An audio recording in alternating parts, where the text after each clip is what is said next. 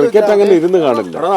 Football നമ്മൾ ഇരുന്ന് through out കാണും. അടുത്ത കളി ഉണ്ടെങ്കിൽ അങ്ങനെയും കണ്ടിരുന്നു. പക്ഷെ ഈ വർഷം നമുക്ക് ജോലി മാറിപ്പോയി. അപ്പോൾ അതിനുള്ള സമയം കിട്ടുന്നില്ല, അതിനുള്ള മനസ്സമാധാനവും കിട്ടുന്നില്ല. അപ്പോൾ അതുകൊണ്ട് അതങ്ങ് വിട്ടു.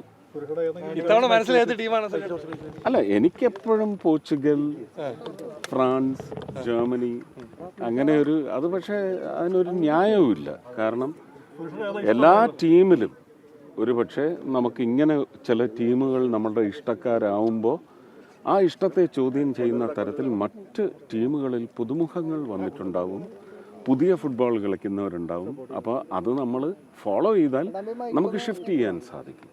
ആ ഷിഫ്റ്റ് ചെയ്യാനുള്ള അവസരം എനിക്ക് കിട്ടിയില്ല എന്നാണ് ഞാൻ പറഞ്ഞത്. ഇന്ത്യക്ക് എപ്പോഴാണ് ഈ ഫുട്ബോൾ ലോകകപ്പ് വേദിയിൽ കുറച്ചുകൂടി നന്നായി ചേർത്ത് അടിച്ച് നമുക്ക് നിൽക്കാൻ പറ്റുക? അതിനുള്ള സാധ്യതകൾ എത്രത്തോളം? ഞാൻ വിചാരിച്ചത് 26 അത് സംഭവിക്കുന്നതാണ്. 2010 14 ഒക്കെ വിചാരിച്ചത് അങ്ങനെയാണ്.